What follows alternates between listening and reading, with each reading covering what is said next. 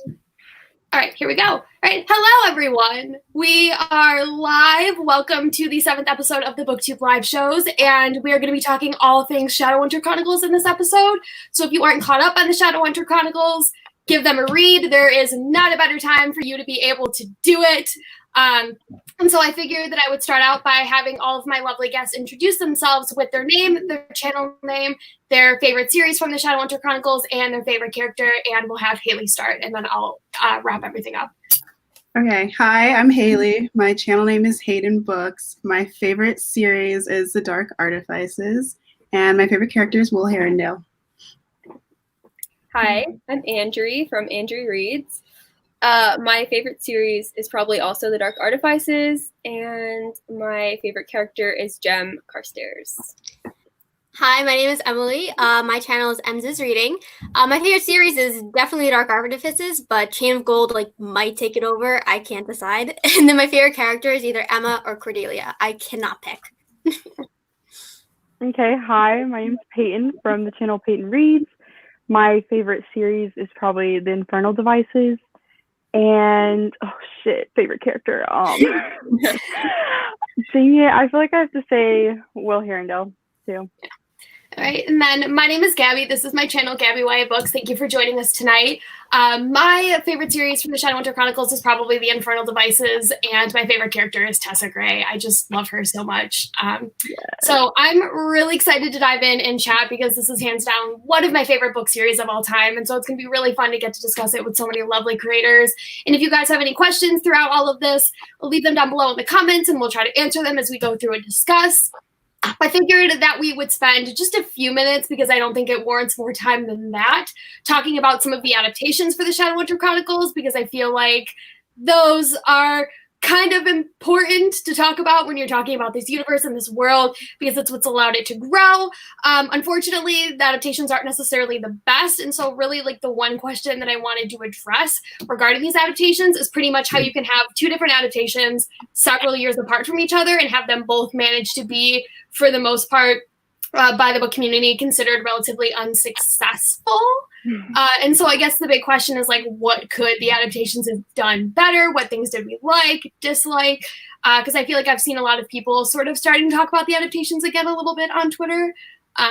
So I'm interested to hear your guys' thoughts, and then we can move on to talking about the books. And yeah, so if there's anyone that wants to start or has any pressing opinions. I think I liked the cast from the movie better than the TV show. Absolutely. But still didn't enjoy the movie or the TV show. Either way, but I did like the character or the cast better. Yeah, I definitely agree with that. I think overall the cast from the movie was better. They still to me didn't get that perfect TMI cast. It wasn't it. But from the TV show, the only 3 good things about it was I forget his name, who played Simon, Alberto Rosende, right? Matt Daddario and Harry Showman Jr. The 3 of them, literally the only good part of the show. That's the only good thing I gotta say. I did like Matt a lot as Alec. Yeah, I love Matt. Him as Alec. That's how I picture Alec, I think. Yeah, because that was the show. Sorry. No, go ahead, Pete. I love the show's Malik, not necessarily how they did it, but them together is just so cute. I used to watch little because I stopped watching the show probably after a few episodes into season 2. But if you watch the montages of Magnus and Alec, it's still so cute. They did it so good. But that's pretty much it. Yeah. Yeah, I didn't finish the show either. I couldn't. I finished it. I made I don't know why I finished it in hindsight. I don't know why I put myself through that, because eventually it just seemed like I was hate watching it, because I was I'm so done. But the thing about the show was it had highs and lows for me. There was episodes where I was they did this really well. They did the bone chandelier scene from City of Lost Souls, and I was this actually isn't terrible. It felt good to me. But then the next episode after that was garbage, and I was I had so much hope, and I feel that was what the show ultimately just made me so frustrated with. And it also just God, the CGI was so bad too. It was just the portals, the purple Ew. Yeah. All the technology in the institute, like why? Yeah. Oh, there's so many people in the institute all the time. Yeah. Yeah. What? Like, that's one of the big things. Like, the institute is always empty. Like, no one's ever at the institute.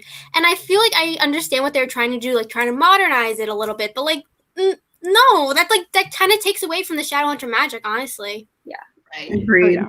And there was like all the new runes that they invented, like they did parabatai tracking, and there was just like some things that were just it's just cringy. Like there was like no other way to describe it. And so like that's sort of why I wonder, because there's so many people that are like hardcore fans of this show that, you know, I don't wish this because I don't think it would be a very good existence, but like I just wonder what it would be like to be able to watch the show without having read the books. Like, would I actually still enjoy it? Because there were moments that I just thought were like objectively just cringeworthy, that like no matter how you look at it, it's just bad. And so I mean, I don't know if I would have even enjoyed the show had, you know, I not read the books, or, you know, having read the books maybe made it worse for me, and maybe it would have been better if I had it. Like that's something I think about sometimes. And yeah. Yeah, I was thinking about that too, because I only got a few episodes into the I was like, I don't even think I would enjoy this if I hadn't read the book. And I'm like, if you're not reaching the fans and like people even outside of that, then like the show, who does it appeal to? Like, I don't know. Cause I mean, I've seen plenty of shows where like I haven't read the books, like Game of Thrones, like kind of a weird comparison, but like that show is amazing. And I'm like, if you're going to make an adaptation and you're going to change things, at least make it better so that it, you know, appeals to other people who aren't fans. But right, because it felt like some of the changes were so illogical. Like I remember, I think I filmed Run Review for one of the episodes where I pulled out the Shadowhunter Codex and I was like, this and this does not make sense, because I was just like so infuriated. But I mean, like the show, like I said, did have some good moments. Like I know a lot of people talk about Magnus and Alec, and like for me, I thought about that a lot, because I think I liked movie Magnus. Like movie Magnus looked a lot more like what I pictured for Magnus in my head. And Godfrey Gale was fantastic. I was so sad when I found out that he passed away late last year. That made me really sad, because I just like wasn't expecting it at all. And I saw it on my feed and I was just like really like taken aback by that. But I feel like we didn't get to see a lot of him. So I just like, you know, felt like I couldn't get a good read. And I really liked the actor who played Alec, because I think about that one moment in the Institute in the movie where like Clary confronts Alec and he gets like mad. And I think about how the TV show did it, and it was just like Alec whining. And so I don't blame Matt Daddario for that, because I thought Matt Daddario was fantastic as Alec otherwise. But like, you know, I just like always wonder if the City of Ashes movie had been made, like would they have been able to fix some of the mistakes that were in the movie? Because I don't think the movie was too terrible in comparison to the television show. I think it could have been fixed, but I think it came out a little bit too early. There wasn't enough of a fan base there yet. And it was just like timing, I think. I think the movie like stayed more to the book at the beginning, but then the ending was just like chaotic and just changed everything. Just changed and didn't. And I will never get over Valentine with dreadlocks. Like that just it's terrible. But I'm like tempted to rewatch the movie, because it's been a while since I've watched it, and I don't hate it. Like I don't want to like throw like a brick out a window when I watch the movie. Like I don't mind it, but the television show will like never not make me angry. Like I'm almost always frustrated watching that show. Yeah. How far did they get into the show? Because you mentioned City of Lost Souls. Like I didn't realize they got that far. Yeah. Wait, seriously? Dang. I feel like they just put everything in there, because I remember right when I was. Did she leave? Wait, what? We're supposed to be on her channel. Okay, I'll keep saying my point. Tell us, Peyton. No, I'm laughing though. Okay, but I remember they brought in a plot line with like Yinfin from the Infernal Devices and Isabel. And I was kind of disrespected with that, because I was like, no, don't touch the Infernal Devices, man. But I feel like they were just grabbing all types of... Okay. Yeah, I feel like they were just grabbing I can't stop laughing. I hate myself. Somebody take it over. I can't do it. Is it still on? Do y'all think? Yeah, it says live. Like It says we're live. Yeah, I guess I don't. Yeah, no, they started. I could have sworn there was a rumor going around that they were going to start including Infernal Vice characters, but I was like, don't go there. Don't. I Go. heard that. Yeah, that would have I'm been really glad terrifying. they didn't make it to that point. Oh my god. Bring I Will in. didn't realize there was a season 3. Like Gabby said there was a season 3, and then I'm Yeah. like, what? I could have sworn it stopped after 2. Oh my god. We're gonna. Oh, she's back. Here we go. Hi. Sorry. My internet is terrible because I live out in the suburbs, and I tried to be able to get it fixed a few weeks back, and I pretty much had someone come out and was like, yeah, sorry, we can't do anything about it. And so these are just things that I have to deal with. And so I disconnected a few devices and made sure I could do what I could do. So I apologize for that, but No, it happens from time to time. I think it's funny because we're like, are we still live? Like, you can be live on your channel. Yeah. You. Nope, you guys over. are all still good. I don't know who they would cast as Jem because I would riot if it was the wrong casting. I just Oh, yeah. So I don't. Will and and Will Jem. too. How would they? And then 2 actors to portray that bond, and then the directors to not mess up that bond. Yeah. I don't know if I could trust anybody to do that. Because I know there was talks about an adaptation for Netflix, right, for the Infernal Devices, or some adaptation for the Infernal Devices somewhere. And Wait, really? I remember it happening around the time after Shadowhunters had gotten canceled, which I was so surprised when I found out Shadowhunters got canceled because I just thought it was never going to end. It was only 3 seasons, and it felt like so much longer. And I remember reading about that, and I was like, no. We did a movie, we did a television show, both were terrible, and we are not doing this again. I know a lot of people, there's a lot of people that complain about the Percy Jackson adaptations, but I'm like, you got a musical, and that's good. You have something. We don't have anything. We had 2 failed attempts. And the thing is that they were several years apart from each other. It's and I think they were both under Constantine Studios. So it was the same company that I believe was in charge of both these adaptations. But I'm like, how do you not look at one and be like, here's where we went wrong, and then try to, fix it? That's just what I don't understand, is I feel from a business standpoint, that's just not smart, but maybe they just didn't anticipate it bombing. A lot of fans went around it, but I don't think they realized how many people who were fans of the books would be upset by the adaptation. I don't think Cassie was very involved either. Yeah. So maybe she shouldn't have gave the rights to who she gave them to. Yeah, I think she learned her lesson there. Yeah, definitely. She doesn't really talk about it a lot. She Because I'm sits assuming on she it just every doesn't time want to. she talks about it. Yeah, Rick Riordan does that too with Percy Jackson. But yeah, because I know there was a lot of issues season 1 with sexism and some weird things. And Dom Sherwood said some really terrible things and had to apologize twice on social media. And I was just we could have had Jamie Campbell Bower. We had Jamie Campbell Bower. Yeah. And I think he's better, the look, but the way he talked, yeah, it was kind of weird in the movie. Why was he British is my question. yeah, I that's don't get fair. it. Why were any of them British? Why? Yeah. I mean, that was a choice. I and it's been so long since I watched the movie that I feel I just forgot about that. But, and they had the greenhouse scene. The movie, it tried. It could have been so good had they been able to fix it.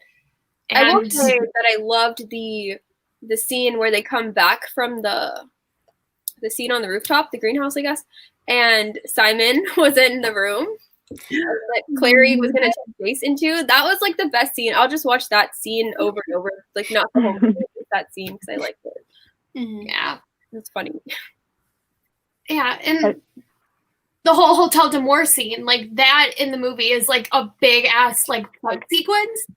And the TV show was almost nothing at all. And I was just so surprised by some of the choices that were made. Because in the book, they weren't all there. It was just Jace and Clary. But I think in the TV show, Isabel and Alec were there too, which is kind of weird. That. So,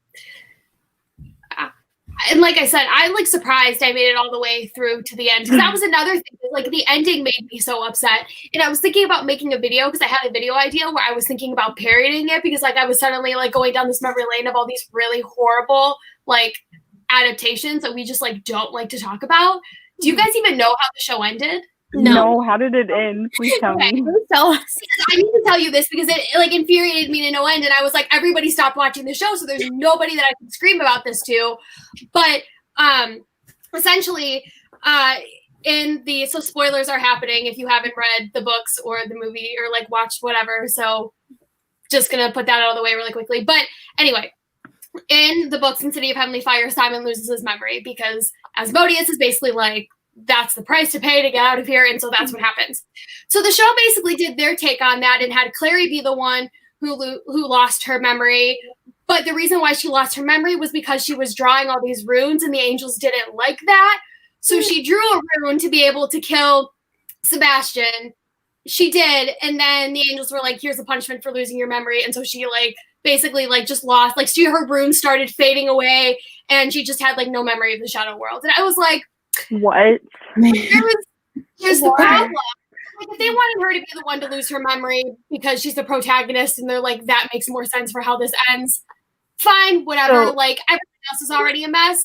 But what doesn't make sense to me is I'm like, in the books, Ithuriel is the one that gives her the ability to be able to draw the runes. It's the one who like sends her those visions of the runes. Like the angels are the ones that are sending her the visions of the runes. So how can they be mad at her for using them? How they are like intending, like it made no sense. And I was like, these are the type of choices that I get mad at because there's just no thought that goes into it at all. So wait, it ended with her forgetting everything and that was it? Yeah, like I think there was like a scene at the very end, like where she was in some art gallery or something and she like saw Jace and maybe had some flicker of recognition. That's what that was. I saw that scene and I was like, what the hell is going on? They're like, oh my God. She has hope that she could potentially remember again because that's sort of like what it is with Simon. And then you get the Tales of the Shadowhunter Academy where he like gets his memories back, you know, but like I was like the logic behind this explanation as to why she loses her memory is what makes me mad because it makes no sense at all.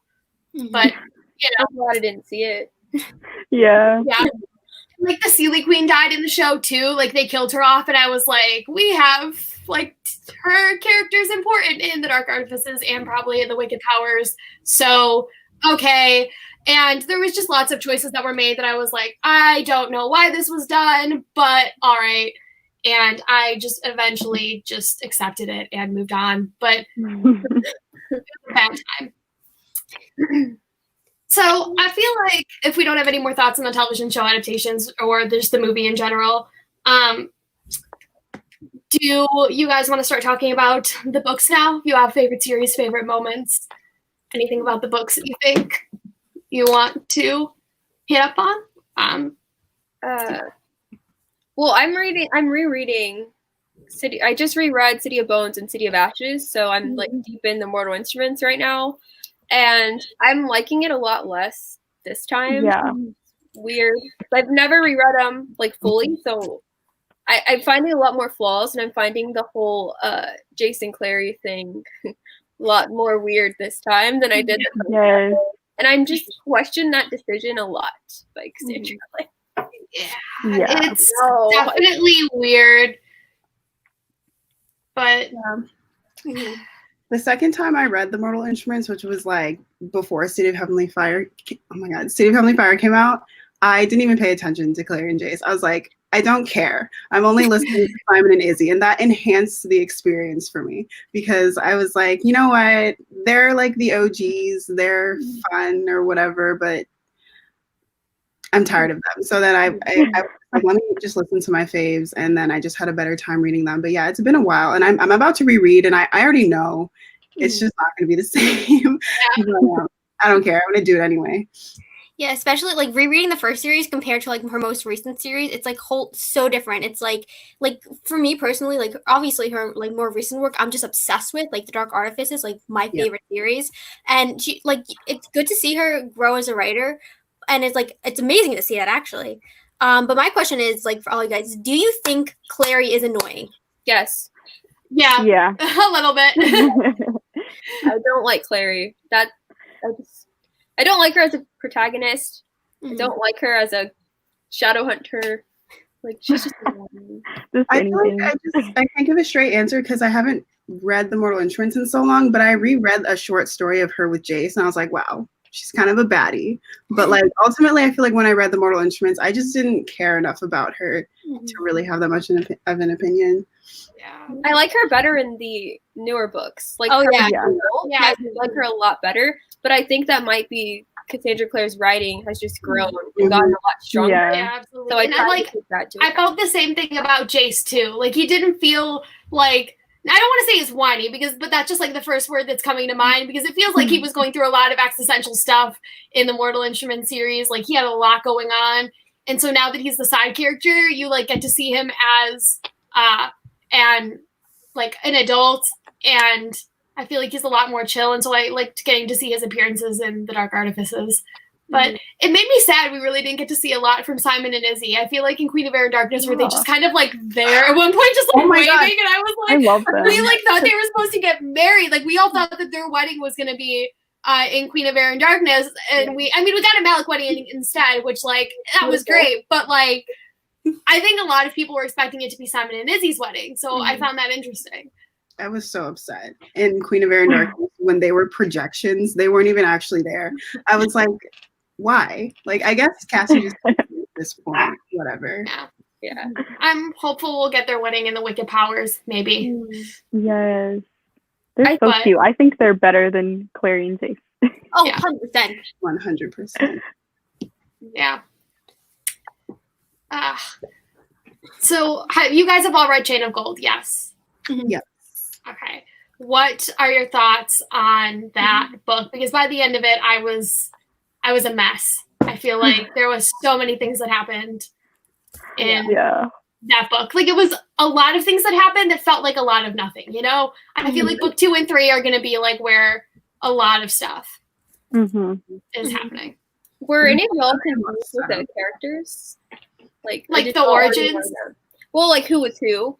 Yeah. Oh yeah, Yeah, a at little the bit. beginning.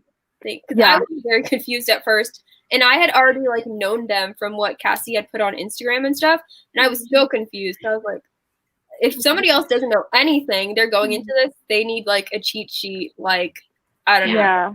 Yeah, it took Especially me, like, the families, like, sorry. no, go. The ones like the Lightwoods where, you know, obviously, oh my God, obviously Gabriel and Gidding both have Lightwood children.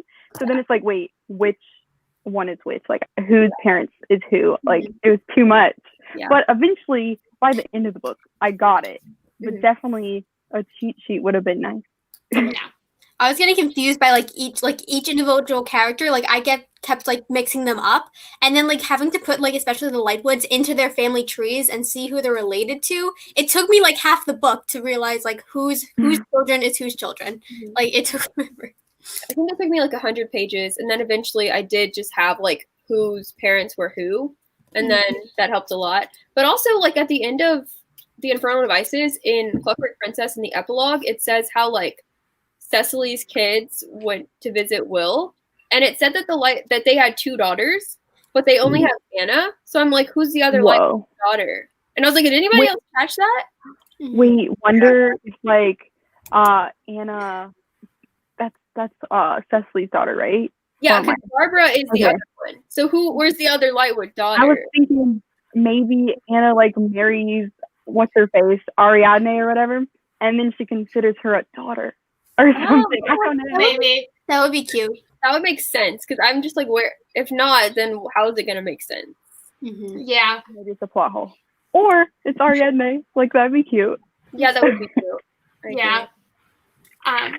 How do we feel? Like, I feel like because Cordelia is obviously on the cover for Chain of Gold, and I feel like there's a lot of development that we're going to be getting for her character and things that we're going to be finding out, especially with the Carstairs family, because family trees are like a big thing in Chain of Gold, and it's like one of those weird series where it's like, okay, there's books that have already happened, like the Mortal Instrument series takes place after Chain of Gold, so does like the Dark Artifices, Wicked Powers, like, you know, so there's not, like, you feel like, okay, whatever happens in this book, it's not going to be like that groundbreaking, but I feel like it could change the way we look at some of the characters in terms of like the family tree, because like we don't really know, like, Emma Carstairs, like, where Emma's, like, parents, like, are. I think they're supposed to come from Alistair's family tree, or, like, his side.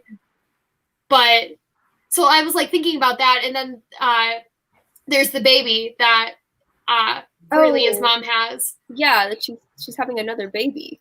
Yeah. And I'm like, why don't we know about that child? Like, I feel like we would have known about that. And then, like, because my whole thing is, like, I don't know if that's her father's child. Like, there's a part of me that just feels suspicious. Because I'm like, how long has he been gone for that to be able to happen? And so I'm, like, thinking about that. And then there's Tessa and Jem's baby. So we have, like, 2 babies that are coming into the Shadowhunter Chronicles that both feel like they're going to have some, like, really important role in these books. And so I find that interesting. Yeah. I really liked Cordelia's character a lot. Yes. She's such a badass. And I can't even, I get worked up thinking about the end when she stood up in front of the conclave. Oh, yeah. And, James was in my room all night. He couldn't have done it. Tatiana, he was with me. I was just like, Cordelia, what are you doing? I loved it. Yeah. I hate the part where, okay, first of all, so many people, I don't know how it is on YouTube, but so many people on Twitter hate on James because they're like, so like disrespectful to Cordelia. And I'm like, he's not doing it intentionally, you guys. Like, this boy So oblivious. He's straight like the part at the end. What? He's just oblivious. Like, yeah, exactly. He's also under Grace Blackthorne's spell. Like, there's the bracelet way, which is like what the title for the second book is, like Chain of Iron, right? It's supposed to refer to like the iron bracelet. Yeah. So there's that. So because that's one of the things. Yeah, because that's one of the things is I'm like, I know I'm supposed to ship James and Cordelia, and I'm assuming like that's going to be endgame. But there's also a part of me that's like, that's what's on the family tree, and I feel like that's what I'm supposed to think. So I'm like, what if it doesn't actually happen that way? And so I'm thinking about that, and I'm thinking like there's just a lot of things that need to happen in book 2 in order for us to like fix the mess that was set up in book 1. Yeah, when Grace put the bracelet back on James, I was shook. I was like, "Are you kidding?" Yeah, like I was like. He was like, "Is it Cordelia?" And Tessa's like, "Oh no, it's Grace." And James was like, "Oh, okay, fine, let her in." And I was like, "No, don't let her in." Like, figure out. Trouble. Yeah. And when Grace called out Matthew, like did that one scene where she was like, if you like, she like somehow used like some compulsion on him. They kissed, and then it was like, you tell anyone or get in the way of my plans, like. I'll tell James and your brother. And I was like, oh no, like I feel like this is setting up some like big drama in future books. A lot. Yeah. Want her to die. Just I can't stand her. I don't like. I went on like a full rant when I did my review because like if she has a redemption arc, I will be like a fool, a clown. I feel like she will have a redemption arc, and then everybody will just hate Tatiana and that demon dude.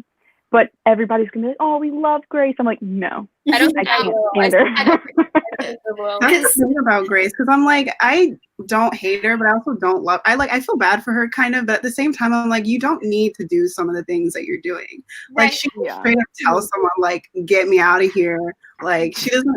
Also, I don't really understand why she put the bracelet back on James when she was like already getting with Charles. Yeah, I don't know. It was probably Tatiana. She was like, because I'm so confused as to what her agenda is, you know, because I'm like, how much of it is like, I have my own plan? And because that's where I'm curious, like, who is going to end up being the ultimate villain of this series? Because like, I could easily see, because Grace just seems a lot smarter than Tatiana. Like, I could see her being like the big bad of the series, and Tatiana gets like quickly swept under the rug, like some point mid book 2.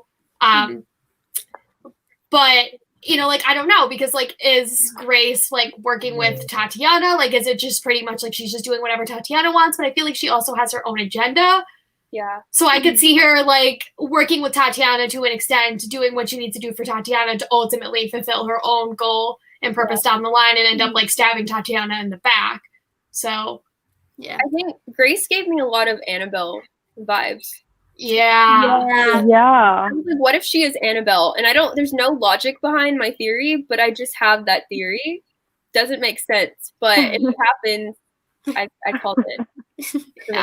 I feel that. I even kind of pictured her the way Annabelle looks. Like, it said she's supposed to have blonde hair, but no, I had like black hair and like the whole Annabelle look. I don't know why. Like, it's her. It's a sign. It's her. Yeah. I could see that would be interesting. Yeah, because do you guys have any theories for where you think the series is gonna go? I feel like with all the books you kind of had some sort of idea maybe it'll go in this direction, but this one I don't have a single clue like where we're heading. Like, cause like you said, Gabby, like we don't know who like the real villain is yet. Like you can't even like kind of theorize who it will be. Yeah. Yeah, because even like reading the book, I was really confused. Like, who are we supposed to be mad at? Like, what is going on? And then we finally found out it was, I forgot his name, like the demon dude. Belial? That's the name of the demon, right? Yeah, the demon dude. And I guess like he probably is the big problem. And Tatiana's gonna do his bidding or whatever, but I don't really know what he's gonna do. Because obviously we know the future and things are okay. We never hear about this dude, so he can't do too much. But right, I don't know. Because that's his father, which is like the one thing that like is like a big thing. Yeah, and was that revealed in Chain of Gold, like for the first time? Because there was a part of me that was like, did I know that earlier? Like, was it in one of the novellas, or was it something that we found out for the first time? Like, I could not remember, because for some reason, like when that was revealed, I was like, did I know this already? Or that was the first time I heard it. Yeah, because that's what I thought, but for some reason, like I felt I had read it somewhere else. But I don't know, maybe that was just like me, a weird thing. You just already knew who it was. Yeah. But I have a question for you guys, kind of like about like, okay, first of all, Matthew, like I love Matthew, but I'm also curious what you guys think about like him liking Cordelia, because like I feel like that came out of nowhere, honestly, and I don't confused by it. No, Matthew, like that's what bothers me, because there's so many like little whispers of things of like, apparently like there's the moment at the end with him and Magnus, and it seems like he likes Cordelia, like that's the assumption that you make from that conversation, but then James is like, oh, like, tells Lucy that Matthew has a crush on you, and so it seems like maybe he could like Lucy. And then, like, Lucy goes to be like, but I think there's somebody else, but then she never actually says it. And so I'm like, we have like 3 potential people that he could be, because I don't know if she's like who she's going to say that Lucy thinks that Matthew likes. Like, is she going to say James, and we're having like some weird Infernal Devices like repeat situation? But I'm like, we've also already done that with like Parabatai falling in love and the Dark Artifices. So I'm like, I don't know who he likes. So many ships. Yeah. I don't think she'll redo the Will Tessa Gem. I don't think she's gonna go there. And I don't think she'll do the Parabatai thing again. But if she does, maybe it'll just be another connection to the Dark Artifices, because she did say that it has a lot of connections. So maybe we'll see them actually like get their mark stripped. Like, I don't know. That's what I heard, that we were going to see something like, I don't know, like James get his mark stripped or something. So many people are so convinced that Matthew's going to have a sad ending. They're like, he's going to get his mark stripped. And I'm like, because he's not on that family tree. Yeah. But I guess the Fairchilds aren't on the tree. But, you know, you would like that, because that was one of the things that Cassie said when she's like, don't trust the family tree on the back of Clockwork Princess, because it's already lied to you. And she's also like, Matthew isn't on it, and that's a thing. So I'm like, why is he not on it? Like, know the family tree is not reliable, but I'm also overanalyzing it, because I'm like, I need to find out what about it isn't reliable. Because I love him. I love him too. I was like upset that we didn't get that much of Christopher. Like, oh yeah. And I was like, he seems really cute. I feel like he so far just feels like a baby Henry. Like, we don't know anything about him other than I like science. That's like it. And he was just there to like make that antidote or whatever. Yeah. I want him to have a more of a character. Yeah. Yeah. But I feel like we could potentially see more of him in future books. Like, that's what at least my expectation is. Because if he's supposed to end up with Grace Blackthorne, then I feel like we're gonna have to see that somehow develop in some capacity. Is that a thing? Is that on the back of the family It's a tree, thing? they're the ones that are together. So that made me so upset because I was like, she's terrible. So why did she end up with the one person who was like not involved in all of this mess? Because it felt like everyone was in a relationship with somebody, and then there was Christopher. And so I was like, I don't want to drag him into this. But I just don't know. His brother was Charles, right? Because there was that moment when Christopher, like, I don't know, like took Grace home in a carriage, and then he said that he talked to her about science, and she like didn't say anything the whole time. And then someone asked Cassie like about Christopher and Grace, and she was like, oh yeah, Grace is like really, really interested in science, and we all know Christopher is like the scientist. So I was like, oh, Interesting. Dang, I did not expect that. I did not know that at all. Yeah. Okay.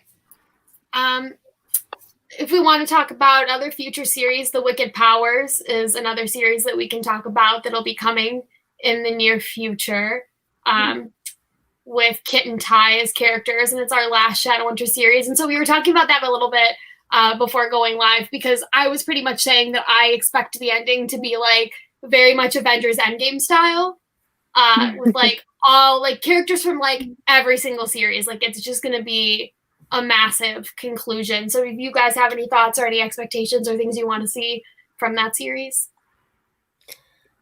Well, I'm really nervous about that Jace doppelganger thing. Like, what the frick? I keep forgetting about that.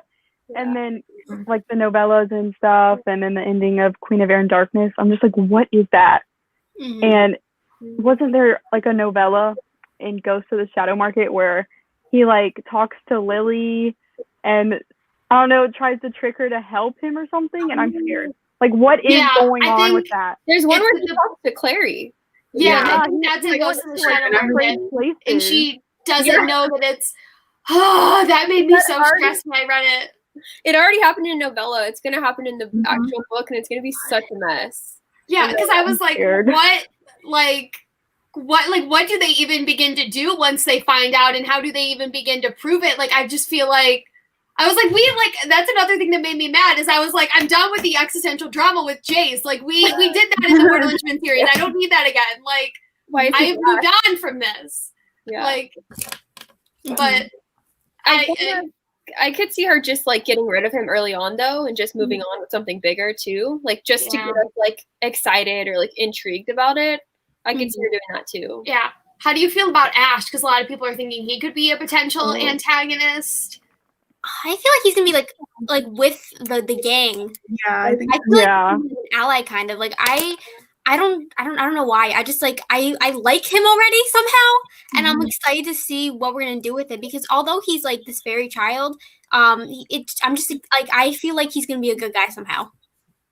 I feel like he's a spy. He had a bad childhood. Yeah. But he also seemed to have like some connection to Thule Jace, so I was like, I don't know, is he eventually gonna break that up? Like, where is his allegiance gonna lie? He also has wings. That's another thing. I don't know why. Like, I feel like I always keep forgetting that, and I'm like, that's different. So yeah. I think the thing about Ash is that like he's only ever like he was living with Sebastian and I guess like Thule Jace or whatever. Like he's only ever known like those sides, but even then he still wasn't completely on their side. Like in Queen of Air and Darkness, didn't he like kill Sebastian? I think so. Yeah, I don't remember. Maybe Emma he's not. get away. I think he helped to kill him or something. Yeah. He betrayed him. For sure, yeah. And a lot of people want Ash and Drew to have an enemies to lovers relationship. And I was like, I don't know where this is coming from, but I like Ash, I like Drew, so I think maybe together. And then wasn't there that weird thing where she like somehow saw him? I don't know how. Yeah, they like. I feel like it. I think it was with that like Fae artifact, right? I think. Yeah. And so she could somehow make contact with him. So that's my only Drew that happens. My only problem with Drew and Ash, Drew's like 13 in Queen of Air and Darkness, I think, right? She's pretty young. I feel like and then like Ash is kind of like a teenager, but we don't really know how he like grows up yet. So it's like is it kind of like a delay? He can age differently. Yeah, does he age differently? That's the only like thinking about it, like the concept. I'm like, oh, that's pretty cool. But like when I look back at it, I'm like, I know what she's gonna be older in the Wicked Powers, but I'm still like, because there was a lot of people that wanted her and Jamie together, and that obviously didn't happen in the Dark Artifices. Like it was Drew's like, I'm better off being alone. I actually kind of like that, the fact that we didn't have to have every character be in a relationship. I thought that was kind of nice. Mm-hmm. I straight up thought that was strictly platonic. I was like, listen, Drew might have a crush because like obviously he's very attractive, but I was like, this isn't going anywhere. He's like what, 17? Mm-hmm. And then Mark was like, get away from my sister, and I was like, yeah, this is not This isn't happening. a great situation. Right. Okay. I'm going to start looking through some of the comments here because I think we have some interesting questions. I don't know if you guys tackled this, but if you could choose a theme song for your favorite characters, what song would you choose and why? Oof. I gotta pull up my playlists. Yeah. I think You Should See Me in a Crown by Billie Eilish would be like Emma Carstairs with Montana, because the beginning of the song starts off with like the blade. I love that. I love about Cortana. Like I just love seeing Cordelia have Cortana and learning like where she comes from. I mean the blade, but yeah, it's cool. I like thought of this recently, but like for Cordelia, I was thinking of like Don't Blame Me by Taylor Swift, because there's that line like, I once was Poison Ivy, but now I'm your Daisy, and that's like James's nickname for her. And I was like, I don't know why, like I immediately think of her when I think of that line in that song. So so that's like the first thing that came to mind for me. Honestly, for like Will Herondale, just my whole sad playlist, like just my whole playlist is just. Yeah, I agree with that. For Will Herondale, I have the song Moments by One Direction, because when I read The Infernal Devices in middle school, I was listening to that song. So now whenever I hear it, I think of the Clockwork Princess epilogue, and it makes me very sad. Oh. Ow. I can see that. Okay. There's another question here. This could take us a little while. What Hogwarts houses do the characters of Chain and Gold belong in? So there's so many characters that go and sort them. I say Lucy's a Slytherin, honestly. Like with her writing especially, like she wants to be a writer. Like I think she's a Slytherin. Do you think that makes her more Ravenclaw wanting to be a writer, or do you think like? I think her passion behind it too, her ambition, not even just with her writing, just like her in general as a person. She just feels very like, I don't know the word for it, but I feel like she'd be a Slytherin. I mean, that's fair, especially considering what you find out about her in Chain of Gold, being able to like command all these ghosts, like some of her more like. Also, she wanted to burn down a house. She was mad that everyone excluded her. I was like, okay. Yeah. Tough. She's Will Herondale's daughter. Yeah, could be a Slytherin. Yeah, fair. Okay, what about James? What are we thinking? Do we think Gryffindor? Gryffindor is what's first coming to mind, but I don't know. That's kind of what I was thinking too, but I just like, I don't know. I think so. I think he would be. Seems like a Gryffindor. Would you see like Matthew in Gryffindor too? Because I feel like I'm like thinking of the Merry Thieves, and it reminds me a little bit of the Marauders. Oh yeah, I never thought of that. Like, because I feel like that's the first time Cassie has given us like that group of characters, and I think that's like one of the things that's so fun about reading her series is that she is able to create so many different types of relationships that are all so different from each other. And I think it was nice to finally get like a group of friends all together who are like have this sort of like club. It even has like their own exclusive name and everything. So I think Christopher could be like Hufflepuff just because Max. Yeah, that's what I was. Alistair could be Slytherin, I feel. Yeah, because he very much like his mentality of like kill or be killed is very Slytherin. Cordelia, I think, is Gryffindor, and yeah. Grace is a Slytherin. Yeah, for sure. Are there any characters that are Ravenclaw? Like, I'm trying to think of a character that's in Ravenclaw because I feel like we've brought up every house. What do y'all think Anna would be? I have no idea. Do you think Anna would be a Ravenclaw? Because I feel like she's into, but she also feels sort of maybe Slytherin-esque. I kind of feel like Hufflepuff for her maybe because she's very loyal to the people she cares about. That's true. She's like Cedric.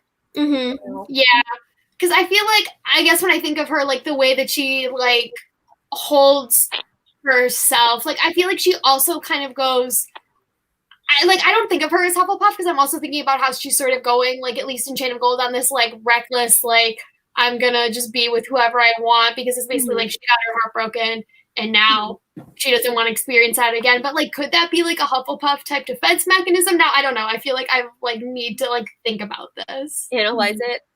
Yeah, And I feel like Ravenclaw because we didn't put him anywhere.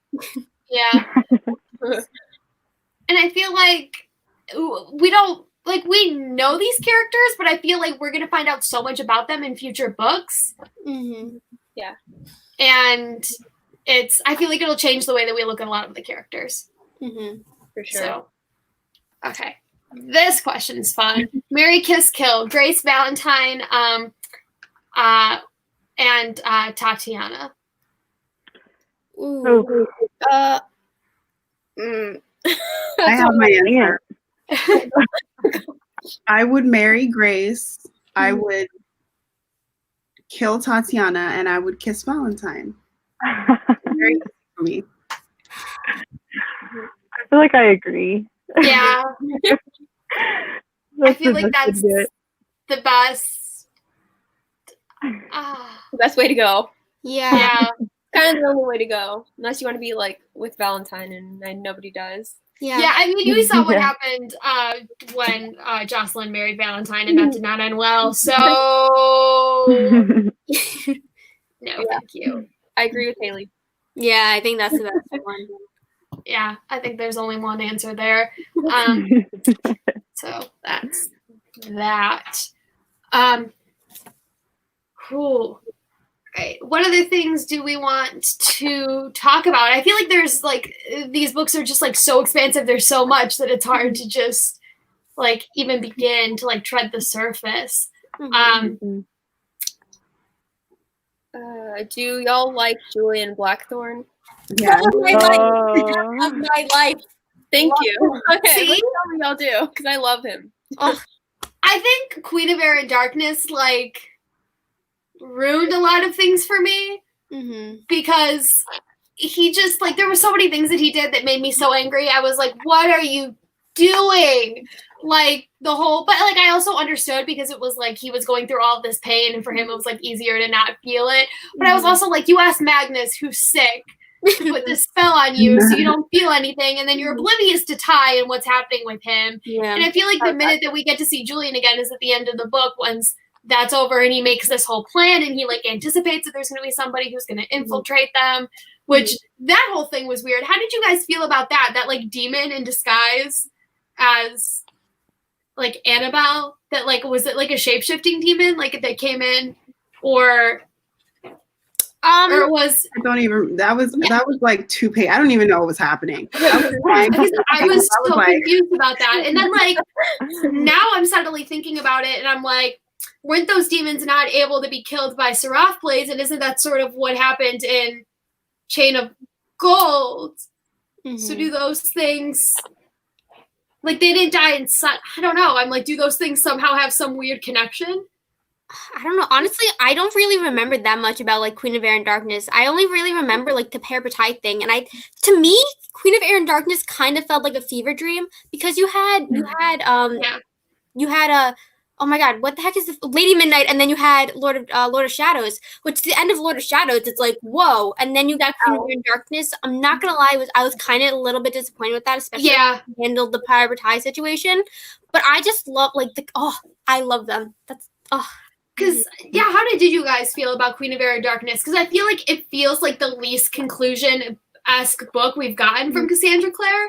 Because, like, the ending of City of Heavenly Fire, the ending of Clockwork Princess feel very final. But, like, Queen of Air and Darkness does not. I feel like it almost feels... Yeah, because it almost feels like the Dark Artifices and the Wicked Powers should just be one series. you know, for as much as I'm concerned, because it Yeah. feels like more of like a City of Glass type ending than like a Clockwork Princess ending in my mind. I can see And that. so I agree. I felt kind of disappointed by the end of Queen of Air and Darkness, or some things in it. Yeah, I think Queen of Air and Darkness got a lot of backlash. Like, a lot of people gave it more, like, negative reviews. Yeah. I liked it just because I liked following all the different plot lines. I guess some people also didn't like that there was so many different, like, the Mark, Kira, and Christina plot line, and then, like, all the Fae, and, like, everything like There's that. a lot going on. Faith and Clary. But, like, I liked moving around. It just feels more like a journey, and I like that about Cassandra Clare's books, so, like, I don't know. I like to see that. Yeah. I mean, I loved every single second of Queen of Air and Darkness. Like, that book might be my favorite Shadowhunters book, which I know is like an unpopular opinion because so many people were just like, no, Lord of Shadows. I don't know. But I loved it. And the only thing I didn't really like that much is I thought like the Parabatai thing at the end was kind of like anticlimactic. Yeah. It was really hard because I feel like that entire book was just straight suffering for everyone. And it's like, there wasn't a single happy moment until the end. And so like, at first I was like, oh, I don't know how I feel about the ending. But then I was like, no, I'm okay with it because these characters literally never got a break.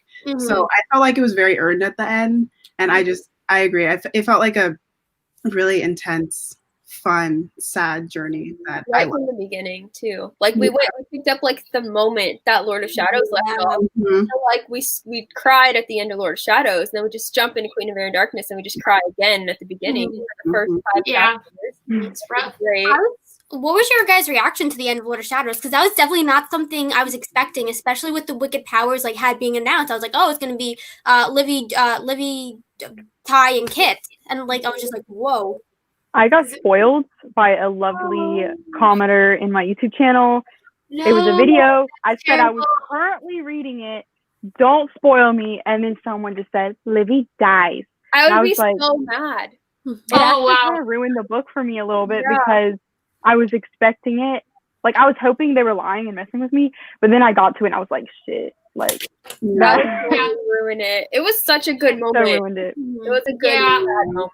I was like, what? That, like, yeah, I absolutely did not expect it. And I think, like, that was kind of what I was expecting to happen in Queen of Air and Darkness, to be honest, because I feel like the tagline of that book suggested, like, everything you know about the Shadowhunter world is going to change. And I mean, like, technically that was fulfilled because obviously, like, they're no longer in Idris now and have essentially been shut out of their, like, capital, which was a whole thing that I thought was really weird.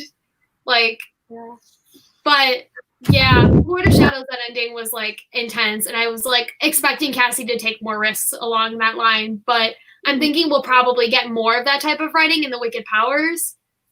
I like Alec's arc. I think that he has like the best arc throughout, like from the beginning to Queen of Air and Darkness, and the fact that he is the consul of the entire Shadowhunters claim. I love that for him. I love Alec Lightwood so much. I do too. People hate him so much, and I feel like they just need to keep reading and see his growth because we love him so much. I love Father Alec. Like, I can't. Yes. Him and his kids are so cute. Because how do you guys feel about the Magnus and Alec trilogy that is happening? Because we're getting the second book, I believe, later on this fall. Have you all read it too? No, I've read the first one. I've read it. I only give it like 3 stars because the plot just wasn't really there for me. Every like character moment was like, yes, but the plot itself, because it's set during I think City of Fallen Angels. They were on like vacation or something, and it's, I don't know, the plot just didn't do it for me the way I wanted it to be. But if you love Magnus and Alec, it's still enjoyable enough because they're cute. It was weird to go back to that time. It's almost the writing just also went back to that time and kind of backtracked. But I think that with the Lost Book of the White, I think it's going to get better. So I'm still excited to read the next one. I thought the ending of the book was good. Like, I left it and I was like, whoa, because essentially, like, not to spoil anything, but I feel like the ending, like, it wasn't what I was expecting from the book. Like, I feel like, you know, even though it's one of those things where it was like, it's happening in the middle of the series that we already read, like, it's still added in some new details. It didn't feel like it was just like, I'm going to write this for the sake of writing this. And I think, like you mentioned, it gave Alec more character development. Like, I feel like I saw that foreshadowing of him wanting to be consul and wanting to be a leader and wanting to like step up and take those roles. And I think that was nice to see that development from his character. So it reminded me of like when Thomas and Alistair were in Paris or wherever they were. Yeah. For some reason, I just connected those two. Like the vibes just seem really similar. I don't know, weird connection, but I really ship them so hard. Like Alistair and Thomas. That was the cutest thing. Yeah. The end I of feel like made me cry because of that. Like that whole moment, I was like, yeah, I feel like that got blown to smithereens though. Like I'm like, how are they gonna fix that? I know. Because Matthew ruined it, but like also like Matthew's going through it. So. That was so sad when he cried. Oh, I know, because you wouldn't expect that from him, because the Slytherin vibes, like you wouldn't think he cared, but he cares. I think Thomas is the only one he actually like likes from that group. Yeah. So the fact that he finally realized that he said some really screwed up shit in the past, he was just he got hit in the heart. He felt bad. He was like, I didn't know. Yeah. Oh, I'm gonna cry. And now you think about like what Matthew did in response to that, like, and how Matthew has to like live with that. And I feel like the development we're going to see from his character in response to what he went through, because I feel like there's no way that none of the other characters in the series are going to find out about what happened. Do y'all know, like, have you read Ghost of the Shadow Market? Like, do y'all know why? Yes. Yeah.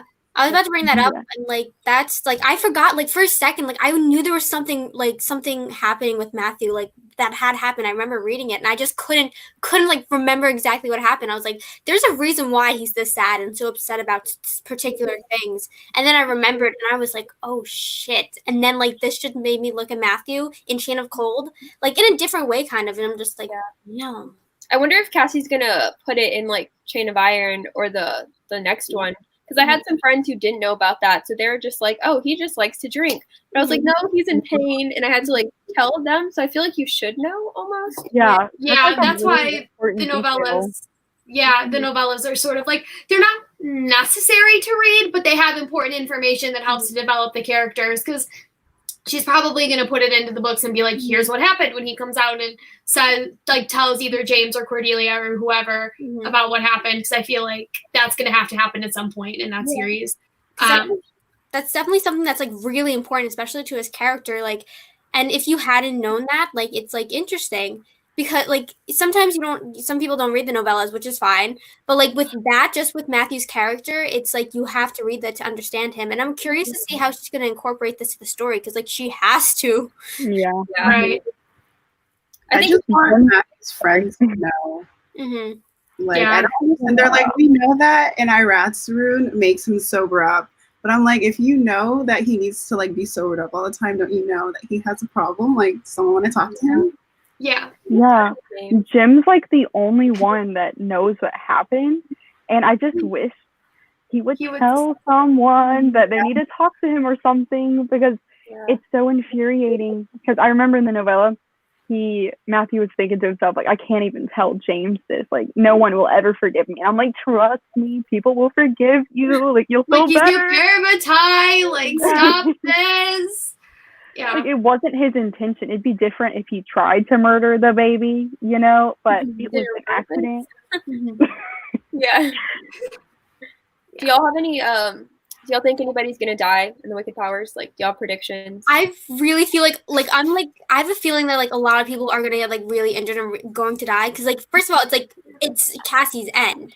Like, I think like Clary's gonna die. Honest to God. Yeah, we all thought Clary was gonna die in the Dark Artifices, so I'm waiting for it to happen in the Wicked Powers. It's not over yet. So unfortunate. Any of my favorites die, like if Julian or Emma or like anyone from the Dark Artifices dies, I'm quitting. Like that's like I'm so scared for that series, because I feel like everyone's gonna die. Like it'll just everyone's dead. Like that's I really think that Tessa and Jem are gonna go.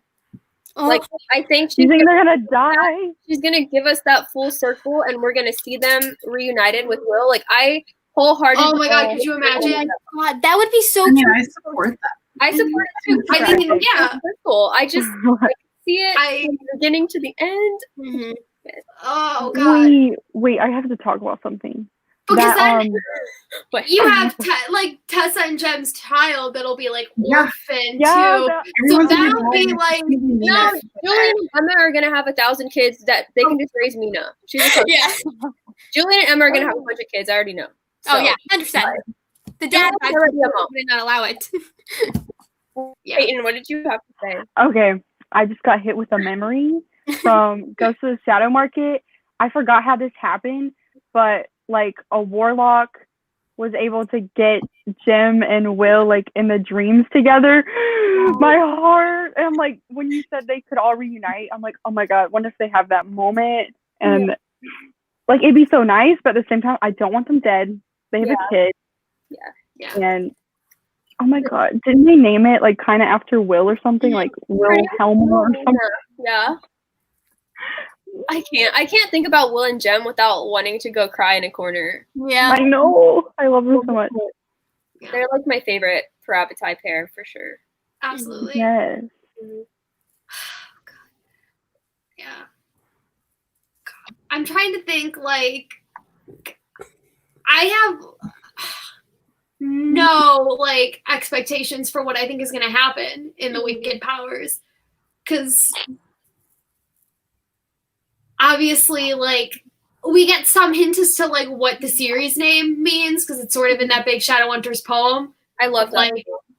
And I'm so interested to see how it fits into the context of this series. Mm-hmm. The end of Ghost of the Shadow Market, like the last line is like, they looked up at the sky and it was bronze as if to summon wicked powers. And I was like, Oh yeah. I'm It's like, it's coming. last one before the wicked powers. Like that last novella would be the last one before, and I was like, oh my god, I'm not ready. Mm-hmm. Yeah, it's crazy to think about too, because like we've had so many Cassandra Clare books, and maybe she will publish more novellas, but like that's the end. Like that's all we're getting from the world after that, and I'm just not ready for it. Yeah. Depression. Are you guys excited for her new book that's going to come out that I think is an adult novel that's, I think, high fantasy, if I'm correct? I don't know too much about it, but she has another book coming out that's not Shadowhunter Chronicles related. I think it's called Swordcatcher. Yes. Yeah.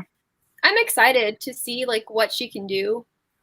Yeah. It seems Other the than plot seemed kind of like generic adult fantasy, but I'm still interested. Like I'll read it. Yeah. Probably love it too. Yeah. Yeah, I'm excited for it. Because I don't know if we're getting that book before we're getting the Wicked Powers. At least that's what it seems like. She has a timeline up like on her website of like everything that she thinks. So, but I forgot. Yeah. Yeah, I forgot to. I can't. And obviously, yeah, like that was one of the things, remember. But, and of course that can get changed around because we were supposed to get Chain of Gold before we got Queen of Air and Darkness. Mm-hmm. I didn't know that. Yeah, I think I remember the publishers like changing the release date because Chain of Gold like wasn't ready to be put out yet, and they just figured it was easier to have like the whole series out and like then put out Chain of Gold. So like it's years people have been waiting for Chain of Gold because it's been pushed back so many times. But oh yeah, I can't imagine waiting that long from if you were there from the beginning waiting for that series. Yeah, because it's almost 10 years old, which is like crazy. Or City of Bones is obviously like over 10 years old, but yeah, because so was Clockwork Angel too. It was so people have been waiting forever. Yeah, I read them in middle school. So definitely not when they first came out, but I'm in college now. So I have waited for Chain of Gold way too long. Yeah. Because I read them in 2017, so I didn't have to wait like at all. Dang, I'm jealous. Yeah, because I started reading them in like 2014, 2015, and so I like all of the Mortal Instruments and the Infernal Devices were out, but Lady Midnight was like the first book that I read that I like was able to get my hands on like when it first came out. I think that's same. Like I think I started reading the series like right after Lady Midnight came out. I started. I think I was waiting for City of Heavenly Fire to come out because I started getting the hardcovers with City of Lost Souls, and that's how you can tell when I started. I wish I had been on from the beginning. Like I feel like that would have been a lot of fun. Well, actually, no, I wouldn't have wanted to wait. So No. That's a lot of pain.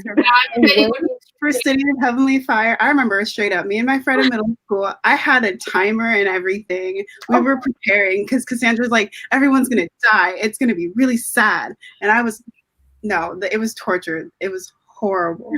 Oh, yeah. I'm really glad I didn't have to wait after Lord of Shadows because I remember I read that and I was like, I don't know how you guys waited like a year for this. Because actually at that point, I actually spoiled the whole thing for myself because I was like, I'm not going to finish the Dark Artifice. I'm done with Shadowhunters. And then Andrew was like, no, finish it. Yeah, I remember that now. I remembered it incorrectly though because I thought Drew was going to die. So I was like, oh, this is like really sad. But then he died. Then it was even more sad.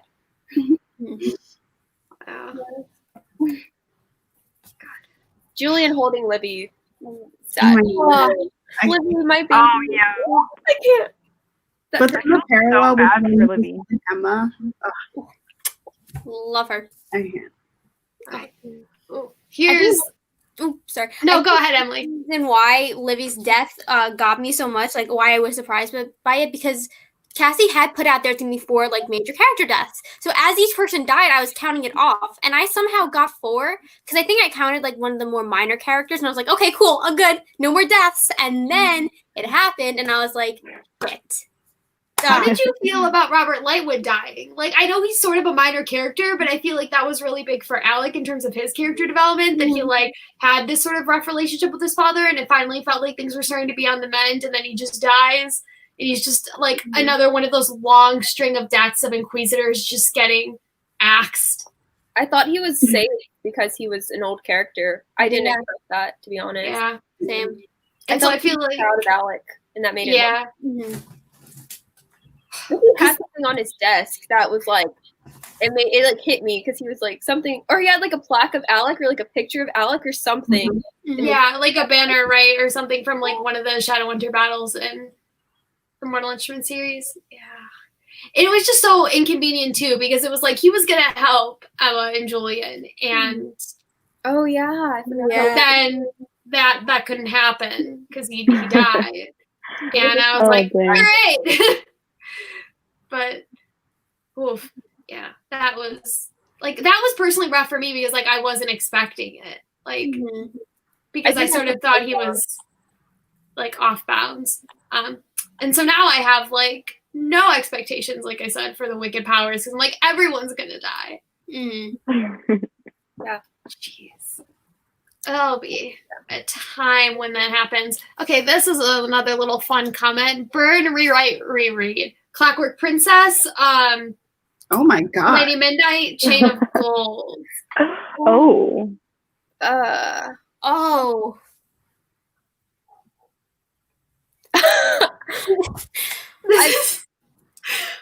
I'd probably burn Lady Midnight. Yeah. Rewrite Clockwork Princess. Reread Chain of Gold. Yeah. Maybe. I feel bad about Clockwork Princess because I like Gem, so I would rewrite a different couple. You know, I would have been okay with Tessa just picking Gem. That's an unpopular opinion, so I'm gonna stop. I think I would burn Lady Midnight, rewrite Chain of Gold, and reread Clockwork Princess. And Chain of Gold, I maybe just put more of Anna Lightwood, and that's it. Yeah, that's what I would do. I think I would burn Clockwork Princess, reread Lady Midnight, and then rewrite Chain of Gold and give Matthew some happiness. Oh, that's right. Yeah, I would burn Lady Midnight because I don't remember anything that happens in that book, so I don't think it would hurt me that much. And then I would rewrite Clockwork Princess because there were a few moments that were very sad. And then I would reread Chain of Gold because actually I also don't remember a lot of stuff that happened in that book, unfortunately. Oh, God. Now after hearing all of your answers, I don't know if I would stick with my original answer. Oh, gosh. I feel like my first instinct was to reread Clockwork Princess just because I love that book so much. I would probably burn Lady Midnight. and then maybe rewrite Chain of Gold to like have more Matthew moments, maybe just like something, right? Make it more transparent. I feel like I need some answers because like we sort of mentioned before, like by the end of like City of Bones, like by the end of Clockwork Prince, like you have some idea of like where the series is going. I feel like you can make theories, but like with Chain of Gold, like I said, we have all pretty much agreed on this. Like I have nothing because there's so very little clues that are given as to where things are going to go. So, Yep. Ooh, okay. Here's another question. Have any of you guys met Cassie Clare? And if so, do you want to talk about like what that experience was like? I met her for the Queen of Air and Darkness. I think it might have been the release date. Whatchamacallit? It was a New York signing. And I met her like. Okay, so she's the literal sweetest person on earth. I wore this yellow dress with flowers because Emma Carstairs usually wears like dresses with flowers, and I kind of see myself as Emma. So I was like, okay, I'm just gonna. And I think I might have drawn a Parapatai rune on too, but I wore that, and then when I met her, I was like, oh, I wore this dress because it reminded me of Emma, and she's like, did you get the dress from Old Navy? And I'm like, yeah. And she's like, I have that same exact dress, and I'm like, oh my god, really? And I started fangirling. And then she's like, yeah, that's definitely a dress Emma would wear. And I'm like, I was like, freaking out. She's so, I love her. Yeah. I met her twice. Sorry. I'll talk about it. My first time was at Y'all Fest a few years ago, and that one felt like a failed like experience. I wanted to like tell her about how much I loved everything, but it was such a quick thing because if y'all have seen her signature, it's like a C and a C, and that's it. And I got up there, and this was like, to get in, you had to buy the special anniversary edition of City of Bones, the blue one and everything. And in that book, there's a bunch of illustrations, and I realized that one of my illustrations were upside down, and I thought it was funny. So someone told me like, oh my gosh, tell her it's upside down. I was like, okay, I will. Regret. Because I literally went up to this woman, told her the illustration of Alec is upside down. I didn't care. And that's like literally all we said to each other. So I was like, no. So I vowed that I would meet this woman again and say something of substance. And I did. It was for Queen of Air and Darkness. And she had an event like an hour away. So me and my boyfriend went. I have a vlog if anyone wants to watch it. And there was a whole panel. It was so fun. And I got up there, said what I had to say. It was good. And then my boyfriend, because you had to buy a book to get in there. So I had to buy him a copy too. That sucked. So I have 2 copies of Queen of Air and Darkness just because of that. So he got my book signed again. And she was like, are you the boyfriend? Because it had my name on it too. And yeah, that was funny. But she's so nice. There's a few other authors there. I forgot. I think it's Renee Audier. And she said something to me, but I completely forgot. But it was good. Yeah, I met her twice too. I met her last April for the Red Scrolls. She like went to Austin on the release day, so I drove like 3 hours over there to meet her for that. And I told her, I was like, I love Julian.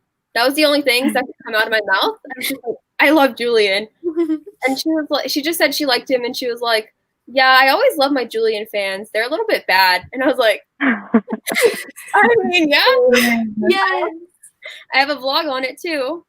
I vlogged both times I met her. So then I met her there, and then I met her for Chain of Gold. I was so happy she didn't cancel, because with everything going on, I was really scared that it was going to get canceled, but it wasn't. So I met her for that, and she talked to us like a lot longer, and she's just like so nice. And she, we couldn't like take pictures to like get close to her because they were trying to like keep everything like germ free and like stay away from her or whatever. But I had this bag that I like painted books on, and so I drew like City of Bones, and I showed it to her, and she like grabbed the bag and she was like looking at all of them, and so she like signed the bag too with like an actual Cassie Clare signature. Oh, yeah. So, yeah, I love that. That was great. I've met her twice. Both times were at BookCon, first in 2016 when BookCon was in Chicago because they were redoing the Javits, and then in 2017 in New York City. And so both times were kind of quick. But like the first time in 2016, like I remember like I got up at like 5 a.m. for BookCon to get in line to get a wristband for Cassie. And like when I got that wristband, like I like almost collapsed because I was like, this is happening. Like I just like absolutely could not believe it. And so I was like, I don't even remember if I said anything to her. Like I was just like, thank you so much. Like these books have absolutely changed my life. Like I think I mentioned something about Magnus and Alec and like how much I loved them as characters. And it was like really quick, but it was like a good moment. And then in BookCon in 2017, they did that whole online thing where you had to like get tickets ahead of time. And so I was in my honors chem class my sophomore year of high school, and it was like locker cleanouts were that day that tickets were going to be available. And so I like went in like a few days before I knew this was happening and told my honors chem teacher, like, I may be in here for a few minutes before locker cleanouts happen because I need to get these tickets. Like this is the thing that needs to happen because I knew that hers were going to go right away. And so like thankfully I was like one of the first people on and I was able to get them before like the website like crashed or broke down because I know there was lots of people that had issues. And so then like when I went to meet her, I was like thank you so much. Like I also just like talked to her again, and I had a journal that I have like lots of authors sign that my friend gave to me at a Renaissance fair. And so I asked her to sign it, and I was like worried because obviously like they have like limits for like how much they can sign, whatever. Mm-hmm. But she signed it, and she noticed the bookmark that I had in there, which is one that I had made for my channel. I was going to see if I had any in here, but I don't. And she was like looking at it, and she's like, "Oh, are you a writer or whatever?" And I was like, I like doing some writing, but I'm not that much of a writer. It's actually because I have a YouTube channel. And so she like kept the bookmark. And so she's like, we should do an interview sometime. And I was like, that sounds cool. But it's like 3 years later. And obviously like things are crazy. And she hasn't ever been back to Chicago since the event that she did for City of Lost Souls, which was a while ago. Mm-hmm. So, and obviously like she was just being nice, but like that was a big moment because I was like, she has it. It's somewhere. She probably didn't make it out of the Javits Center with her, but like it was the like act of kindness that counted, and so that was nice to have that. To talk to her fans, because like one of my friends asked her a writing question, and she like took the time to like answer it and like give her advice, and she even like wrote a diagram on like what she should do for plot. Like she wrote it in the book, which was like really cool to look at. That's and cool. Then like my other friend asked her, like, I love the Herondales. Like, what's your favorite family? Or it was like Will or Jem. And she was like, oh, the Herondales are my favorite family. And I was like, wow, Cassie, okay. But we could tell by your writing, we can tell that's your favorite. The Herondales. Yeah. We love all the Herondales. They're just so well written. And yeah, it's so fun to see the similarities from one Herondale character to the next. Yeah. Okay. We have some more Mary Kiss kills. Well, Herondale, Jem, Carstairs, and Matthew from Chain of Gold. Oh. I would marry Jem, and I would kiss Will, and I would kill Matthew, and that's for sure. I would marry Will, kill Jem, and then kiss Matthew. Oh my god.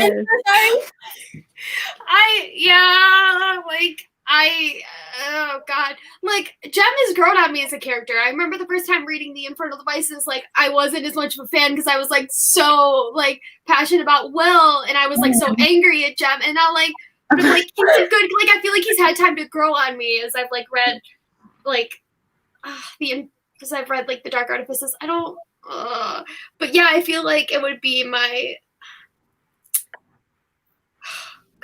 I don't know, I'm gonna pass. Do any of you want to answer? I need to think about this. I can do it. I would marry Will. It's really hard to figure out who I want to kiss more, but I think it's gonna be Jem because I've known him for longer. And then, sorry, Matthew, you're dead. He's already dead, really. Like, yeah, you know, they all are. Well, yeah. Not okay.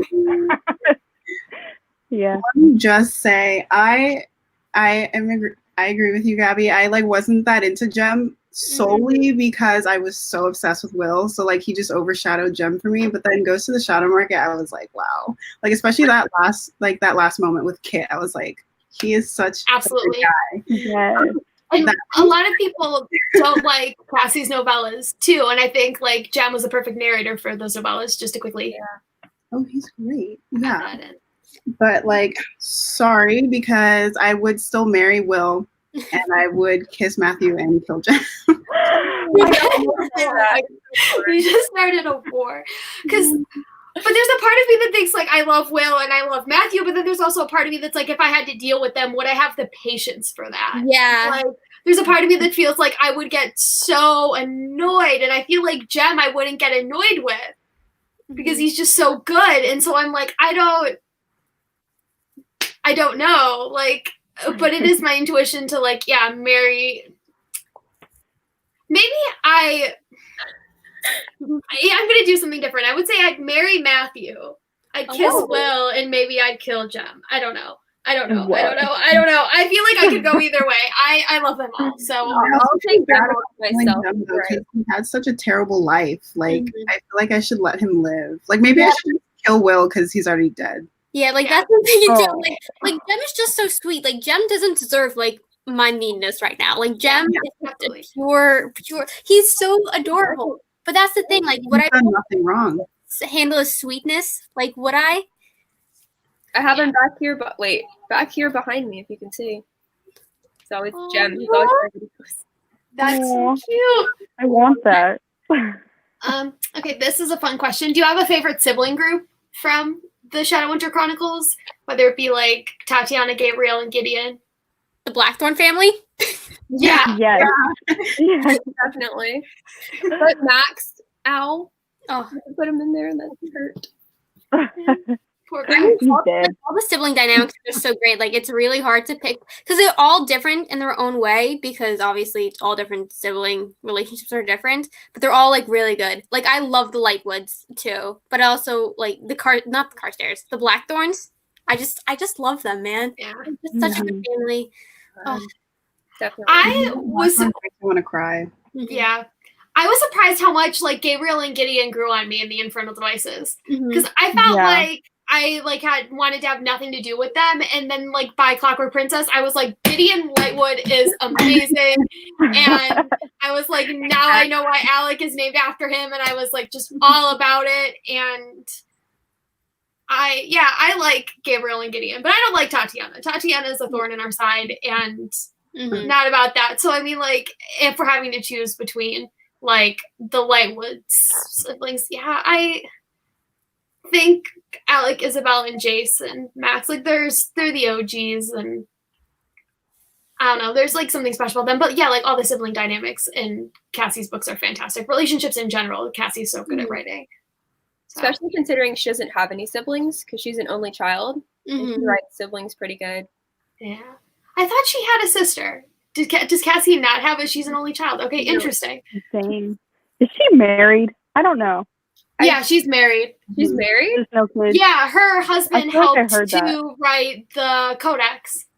I don't know if he did some of the illustrations, but her husband is the other author that's credited on the codex. I did not know that. Okay. If you could have any one character as a sibling, who would you choose? Oh.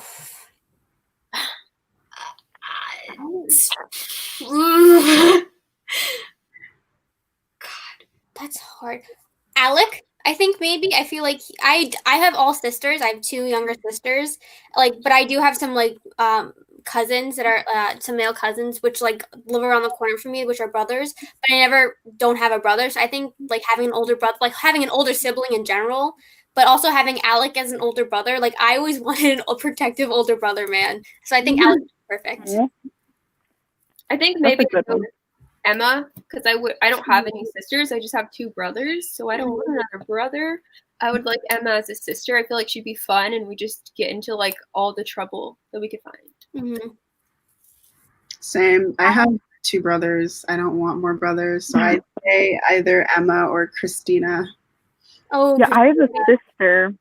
so I kind of want a brother. I kind of feel like Alec is such a good choice Yeah. for an older brother.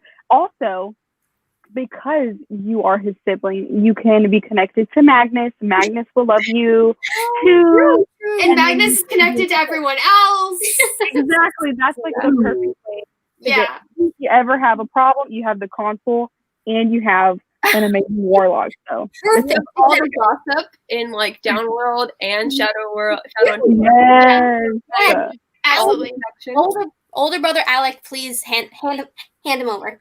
Yeah. Yeah, please. I feel like I would absolutely want Alec as an older brother. If I had to have a sister, because I'm an only child, so but so if I were to have a sister, I feel like Tessa, like I feel like there were like I saw some like hate on my timeline recently where a lot of people were like, Tessa's boring and I don't like her.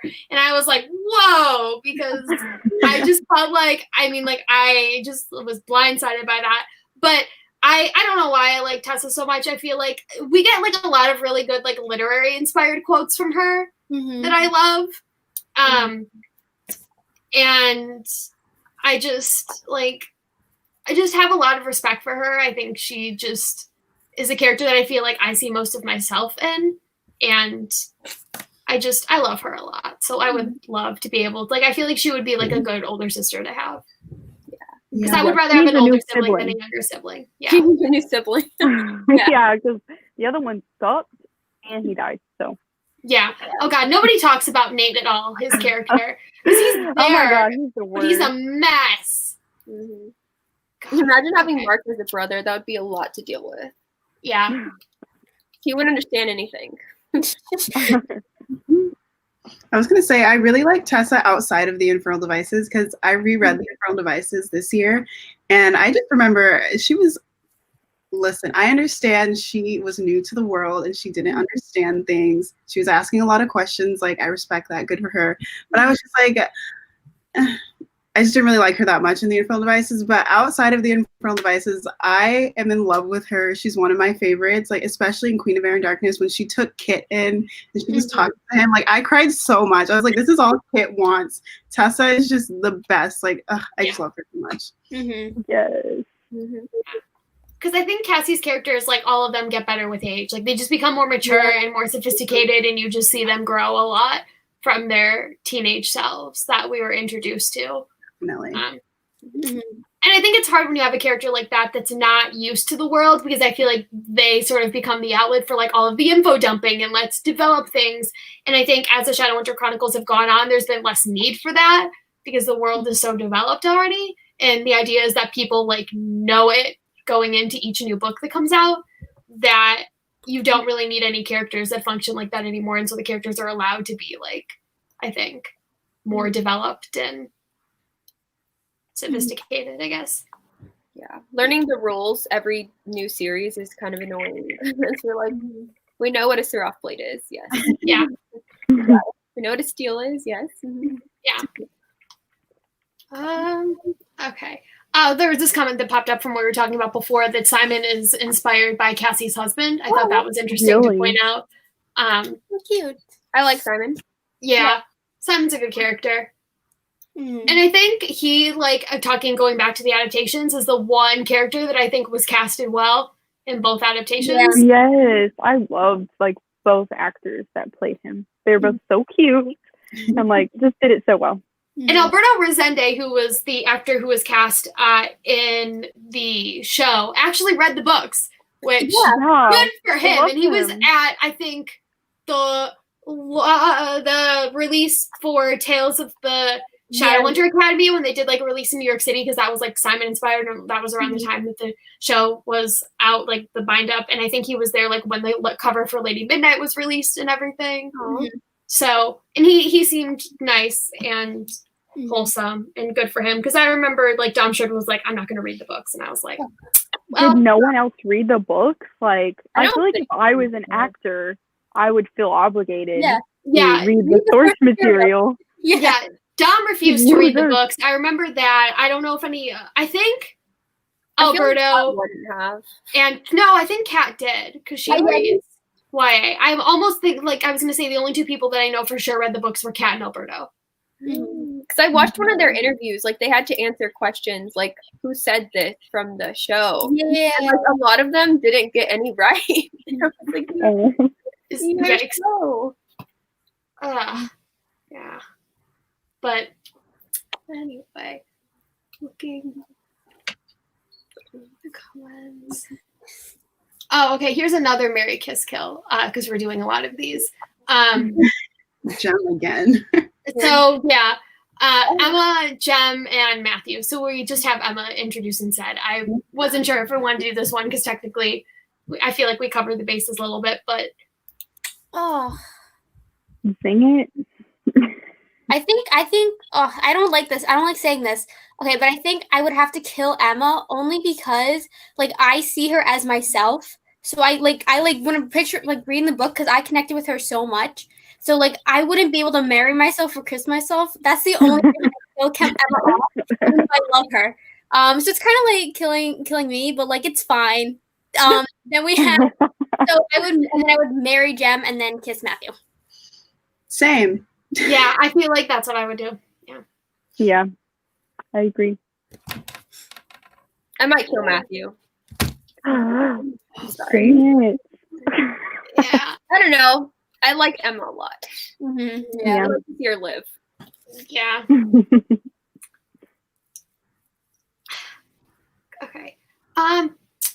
So we've been going for about 90-ish minutes.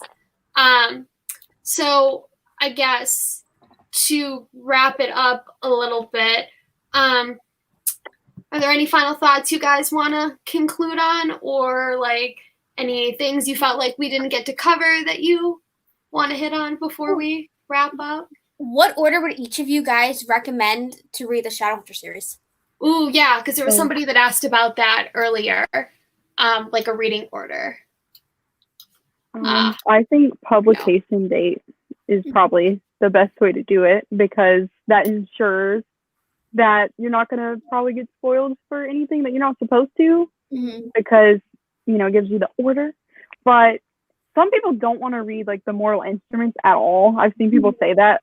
They'll be like, I really want to read Chain of Gold and I'll read the Infernal Devices, but the Mortal Instruments. And I'm like, yeah, maybe do that. Like, it's okay. Yeah. I read all of the Mortal Instruments and then all of the Infernal Devices and then all of the Dark Artifices and then Chain of Gold. And I mean, I liked it that way. It was still kind of weird because the whole Brother Zechariah thing, like I didn't know that until I read the Infernal Devices, but it didn't really ruin anything. I mean, I would recommend that's like an easier way kind of than having to get out of TMI and then into TID and like back and forth. But they're kind of so. Because I've read the series twice. The first time that I read it, because I just had like no idea how expansive the world was and like the need to be able to do that back and forth, I read all of the Mortal Instruments series and then all the Infernal Devices. And so like you kind of technically like can be spoiled a little bit for like what happens at the end of Infernal Devices reading City of Heavenly Fire, but like I still had no idea when I was reading the Infernal Devices just because I was also so new to the series. So you can technically read from like one series to the next. But yeah, the next time that I read them in publication order, and I think I enjoyed reading a lot more that way just because you're getting to read the story like the way it was meant to be told and the way that it was put out into the world. So that's what I recommend. I'll leave a video in the description that Emma Books, who's like the Shadowhunters, like booktuber, like the big person who like talks about Shadowhunters. We all know Emma loves Shadowhunters. She made a video talking about series order and different ways that you can read them. And that's, I think, a helpful resource. So if you want to watch that. Recently, I read them in like series order. But recently, I would tell people to read them like go City of Bones and go Mortal Instruments and go the not Dark Artifices, the Infernal Devices. But recently, I saw someone say read the Infernal Devices first and then read the Mortal Instruments because first, like the Mortal Instruments is kind of boring, especially compared to all these other books. They're like it's Cassie's writing is new, but one like if you read the Nope. Yes, the Infernal Devices first. Then, like, you have her more matured writing, and a lot of people prefer the Mortal No, the Infernal Devices. And so it's kind of easier to adjust, especially with Testa. You still get all that information about the world, but it's not as slow as the first 2 books of the Mortal Instruments. So I thought that was kind of a clever way to read them. Yeah, I've heard about that. That would probably be the next way that I would reread them. Because I want to, each time I read the series, read it in a different way and see if that changes my experience at all. So that would probably be my next go once I start reading them again. So yeah, once all the series are out, it'll be cool to read them from like chronological order, like from the very Infernal Devices all the way through. Yeah. And it'll be interesting to see how like tiny little things that maybe we didn't look at or think were important suddenly have like significant meaning like along the way as later books come out and start to change the way we look at the characters in the world. Because I feel like we're going to be finding out some things that are going to make us look at like characters that we already know in a completely different light, which is scary to think about because you sort of think their story and everything has been set up and established, but it's interesting to see how their ancestors before them could absolutely just have really changed things. So. Exactly. Cool. Oh, and then there's someone who's also asking about the novellas. I think Shadow Market is like all over the place. Yeah. Because Ghost in the Shadow Market goes from like the beginning of like the Infernal Devices to like the end of the Dark Artifices. So I would recommend reading Ghost of the Shadow Market after you've read everything. Every other series. Tales of the Shadowhunter Academy you can read after reading City of Heavenly Fire. And the Bane Chronicles, again, like I feel like it covers like the Bane Chronicles I remember so little of. I read the Bane Chronicles after reading City of Heavenly Fire, and I think I was fine. Yeah. I never read it. I heard such bad things about it.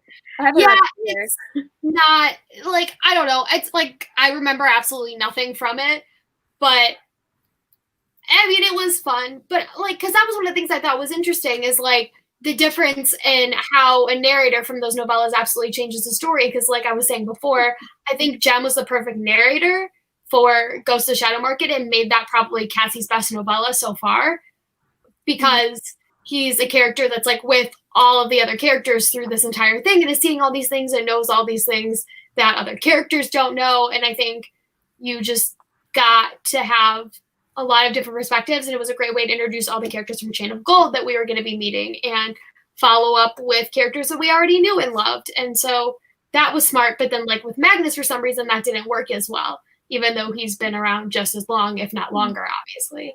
Yeah. So I found that Magnus's personality, maybe. Yeah, that's fair. He doesn't seem like the type to just like talk about everyone else, just like in a novella. I don't know. I haven't read it. And I think also a lot of the stories from what I remember were more like with him and his other warlock friends. So there's a lot of stories with him and Ragnar and everything. And so some of those stories aren't necessarily like as relevant to the world and the bigger picture. They're just more so like some fun tales of Magnus doing fun things that he briefly mentioned in the series that you may just sort of wonder like the story behind that. So I'm going to read it one day. I still want to read it. Yeah. I have 2 copies of the Bane Chronicles, and the fact that I have not even finished the first story is just so trifling. I'm listening to the audiobook for the Bane Chronicles. I don't know. It just, if you're an audiobook type of person, for me, I read it on audiobook. It was just easier to get through that way because I could not read it physically for some reason. I picked it up twice and I put it back down before I finished the first story. So, Same. I don't know. Yeah, it's rough.